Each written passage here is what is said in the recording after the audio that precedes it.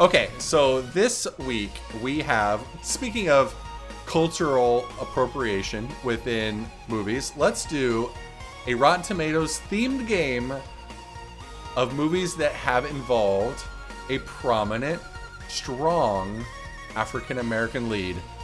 Ooh, that's good. I like that. Of course, the rules will be in the description down below. And Is The Help in here? Because that's one of my favorites. fuck no. Man, The Help. Have you seen The Help? No. Dude, you should, because there's one scene where this lady who is an African American, maid, makes a chocolate pie for this other lady, and then she tells her later, after she's eaten 2 slices, that she mixed her shit into it. Love it. She's like, "Eat my shit," and I'm like, "Oh, that's so good. That's the best thing ever." Anyway, all right, now I'm gonna watch it. You had me sold at shit. Yep. All right, so let's just do it. Let's get into it. Let's do our first film. Are you ready? 100%. Yes. Here we go. Kid decides to go to his friend Play's house party, but neither of them.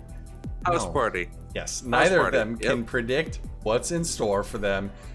What could be the wildest night of their lives. This was directed by Original Hoodlin, starring Christopher Reed, Robin Harris, and Christopher Martin from 1990. Different Christopher Reed, it's spelled differently. Oh, okay. I double checked that to make sure. From 1990, as you called it, House Party. That's going to be rotten at like 43%. I saw this movie. I liked it a lot, but it's not anything around. What was your score? It did have that dance. I'm glad you brought up that dance. Yeah. What was your score? 43. 43. Rotten 43. Well, let's just cut straight to it, man. This was resoundingly fresh and certified so at 93%. No shit. You gained 50. That's bullshit. I don't believe it. All right, a couple of fun facts about this film is during the party at Play's house, all of the dance sequences were done with no music. AJ Johnson actually choreographed her and Tisha Campbell Martin's routine for the battle. The toe touch and kicks were actually signature moves for Kid and Play. They had become very popular as backup dancers for Salt and Peppa, using these and more acrobatic stunts. The music was added after the dancing had been shot. Makes sense. There you go. And Robin Harris and John Witherspoon improvised a vast majority of their lines. John Witherspoon, rest in peace, man. That guy. All right, your next film. Are you ready? There wasn't really a whole lot from 1990s There's films. not. There's not, no. Next one. A true story of a newly appointed African-American coach and his high school team on their first season as a racially integrated unit. This could only be one of about 1,000 movies. But this one... Shit. Remember this was directed by Bose Yakin, starring Denzel Washington, Ryan Gosling, Ryan Hurst, and a young Hayden Panettiere.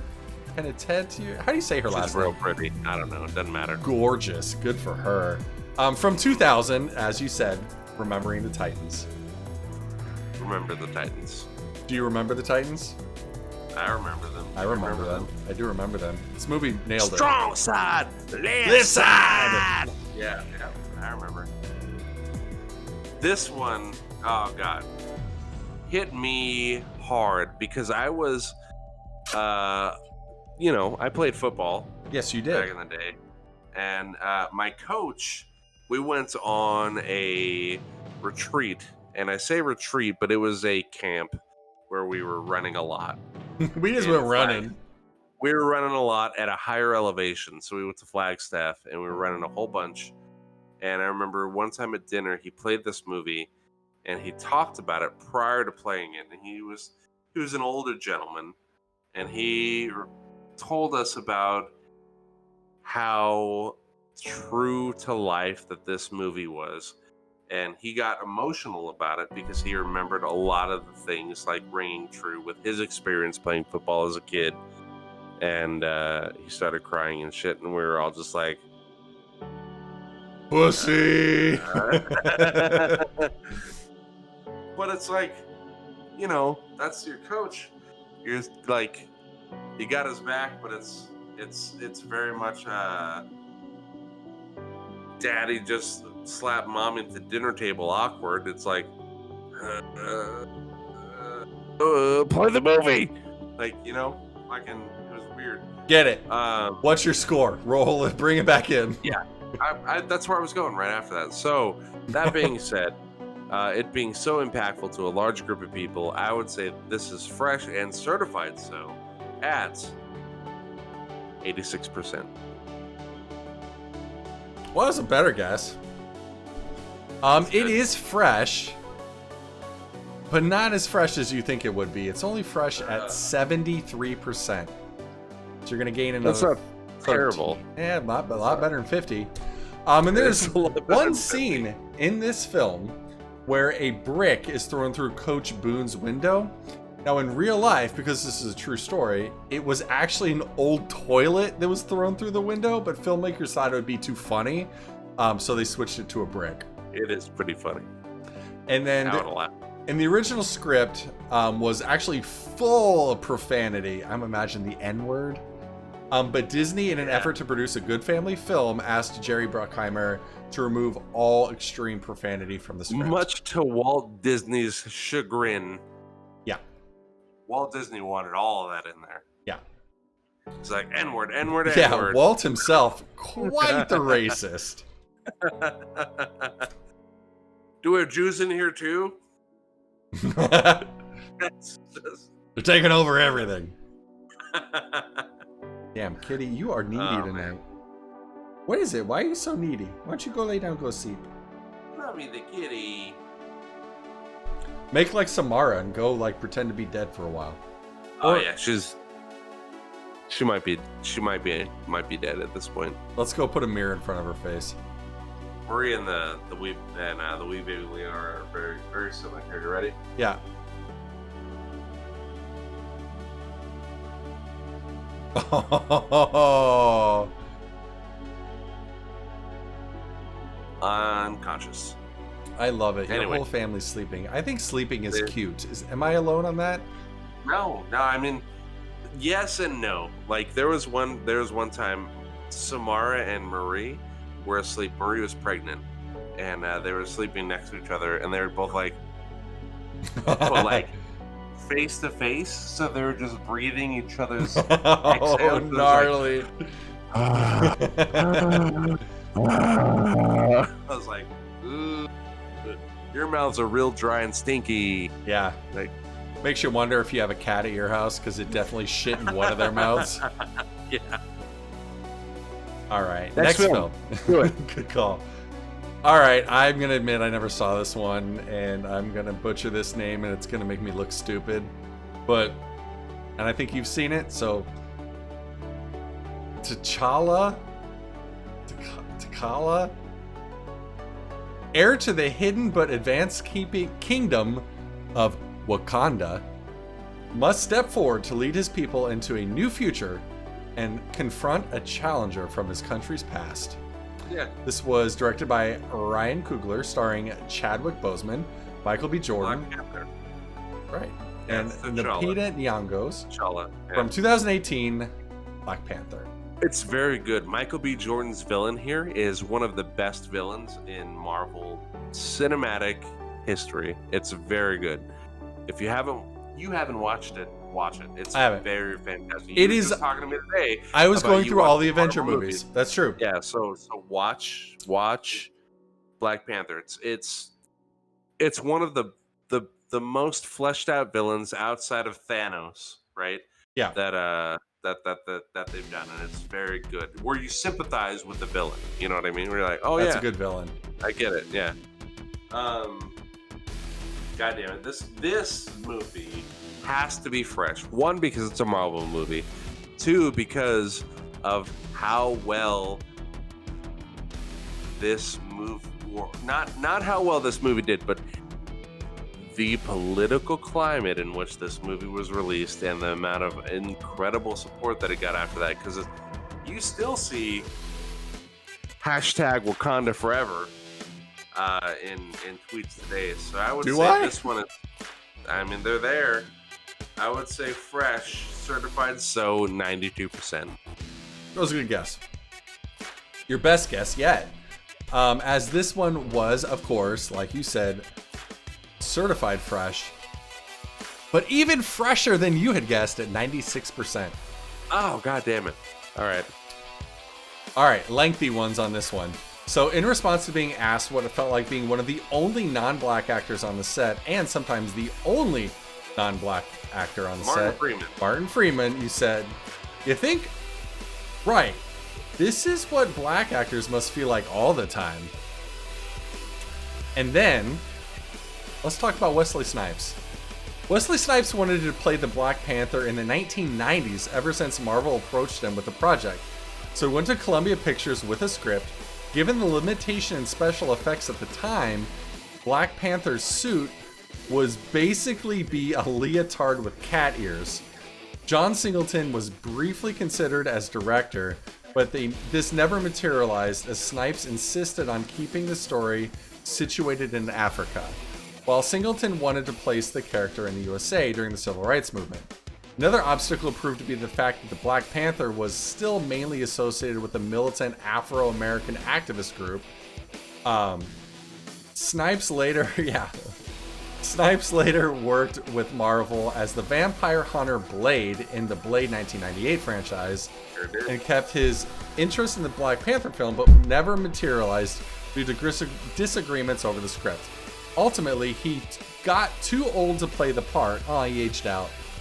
And Marvel decided to take the story in a different direction with their cinematic universe. Even though he wasn't part of the final projects, Snipes said he supports the film and Chadwick Boseman's interpretation 1000%. That was a lot. It's very good. It is very good.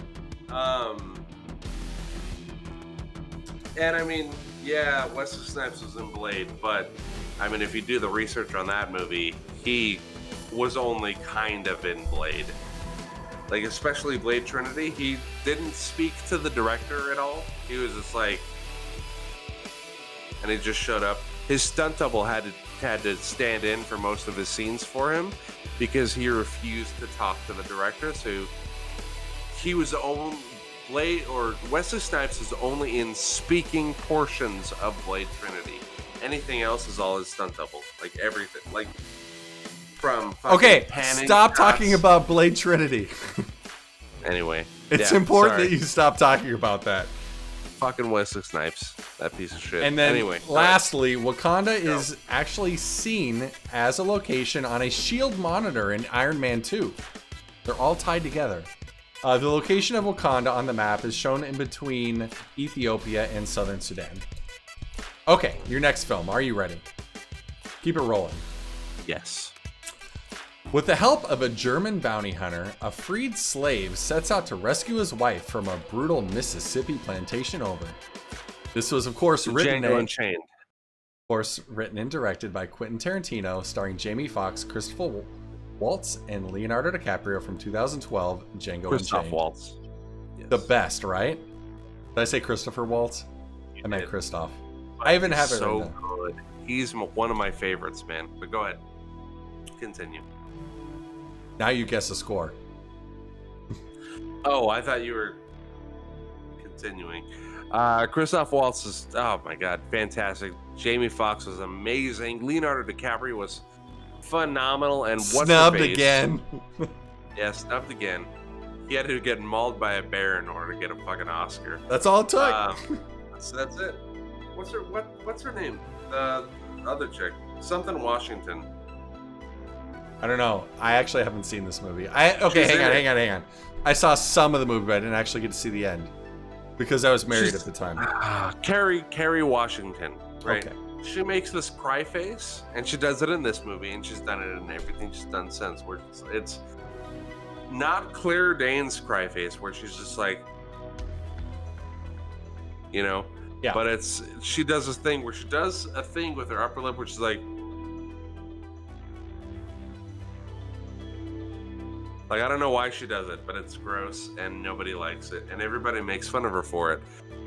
But fun fact about this movie, I'm going to tell you right now. Leonardo DiCaprio actually did cut his hand when he smashed that glass on the table, rubbed blood all over Kerry Washington's face, and that was a legitimate reaction from her.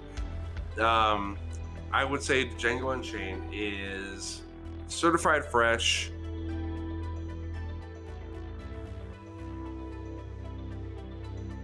%91. That's a really good guess. You need good guesses because your game got fucked up real bad at the beginning. It really did. This one is fresh, certified so, and even, again, more fresh than you guessed. At 91%, or sorry, 87%. No, it was less fresh then. Less fresh, sorry. You were off by like 4, so not bad. It's not bad. All right. Now, during the filming of one of the dinner scenes, Leonardo DiCaprio had to stop the scene because he said he was having a difficult time with so many racial slurs. Then Samuel L. Jackson pulled him aside, telling him, "Motherfucker, this is just another Tuesday for us." God, I love Samuel L. Jackson. I do too. He's such a likable guy. And another fun fact, Jamie Foxx actually used his own horse, Cheetah, in the movie. He got him 4 years prior as a birthday present. I didn't know Jamie Foxx had a horse. Yeah, motherfuckers got horses and shit. Motherfuckers got horses and shit. And this one actually made me laugh. After an accident in training where Christoph Waltz was thrown off a horse and broke his pelvis, Jamie Foxx gave him a gift to make him feel better about riding a horse. A saddle with a seatbelt. Aww. That's adorable. All right, man. Your 5th and final film. Let's bring it home strong. Get in there. Bet you can't guess what it is. Blade, now a wanted man by the FBI, must join forces with the Night Stalkers to face his most challenging enemy yet, Dracula. This one, of course, starring Wesley Snipes, Dominic Purcell, Jessica Biel, and Ryan Reynolds from 2004, Blade Trinity. That's why it's like you have to stop talking about it. I thought it was just because I was like going on a rant about it. It's because it's the last film. All right, that's fair. You were like in my actual like fun facts. I'm like, shut the fuck up. Oh my god.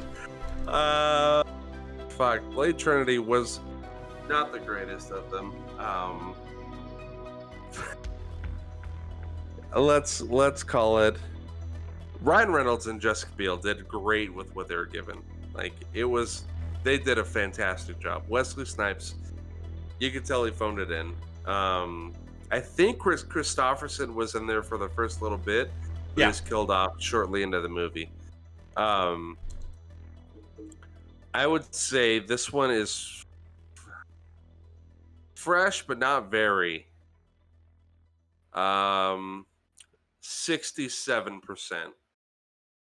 And it wouldn't surprise me if it was rotten. I'm so sorry. Say that again. 67%? 67, yes. Oh, buddy, you're having a tough break here. Tough game. Blade Trinity is not fresh. In fact, it is rather rotten at 26%. I mean, I'm not surprised that it's rotten, but I thought. And I think it is universally understood that it was Wesley Snipes' fault for his poor performance. Yeah. According to Patton Oswalt, the production was so troubled due to studio interference and that Wesley Snipes appeared to have some sort of mental breakdown. He refused to speak to David S. Goyer, of course that's the director, like you said, and often would not even come out of his trailer, and he would only respond to the name Blade. If he communicated with anyone, it would be via post-it notes. And Ryan Reynolds corroborated while promoting the film, saying that Wesley Snipes would ignore the entire cast but he once acknowledged Ryan Reynolds saying, "Keep your mouth shut, you'll live longer." Nice. Yep, sounds about right.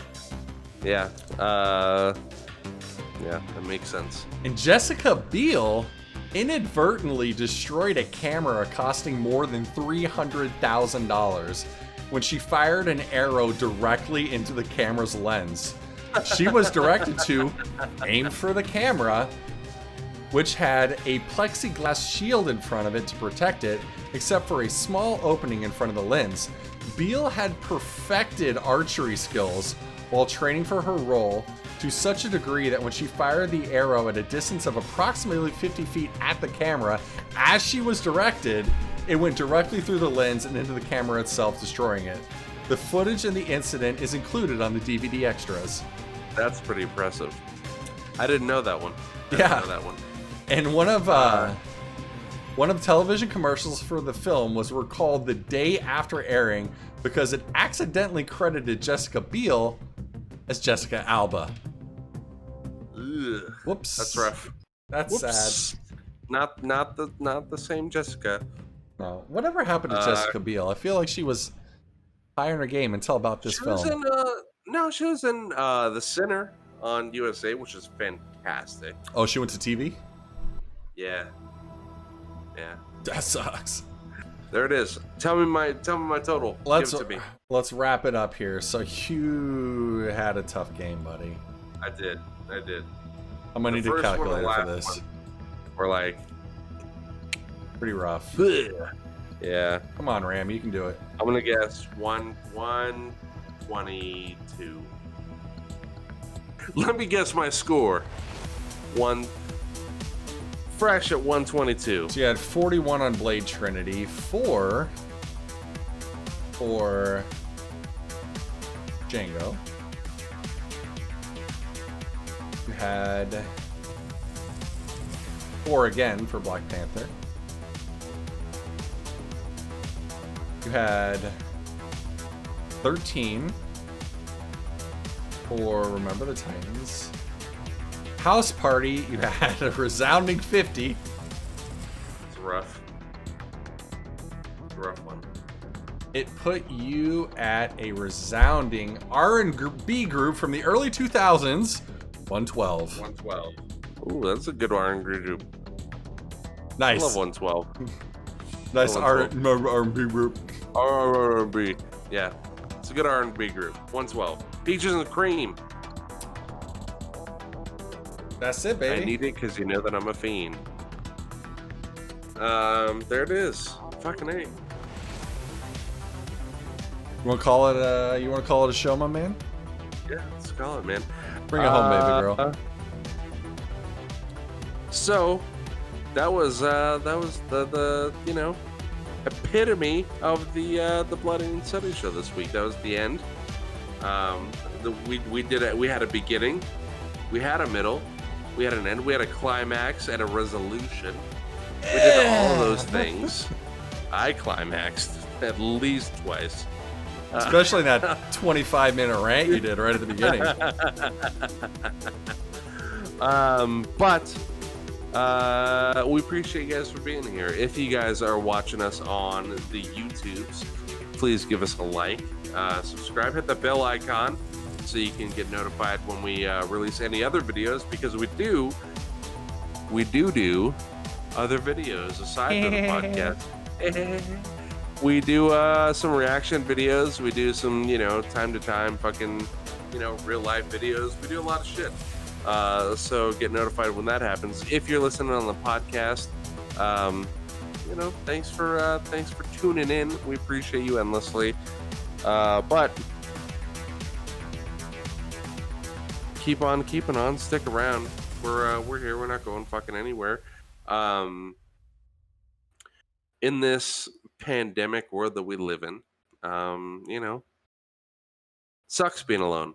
But you're not, because you got us, the two best friends that any girl could ever have. We're the two best friends that anyone could have. In SuttySmash and Bloody the Alpha, and I am reminding you guys, no matter how shitty the world gets and how many people refuse to wear a mask, keep it posy.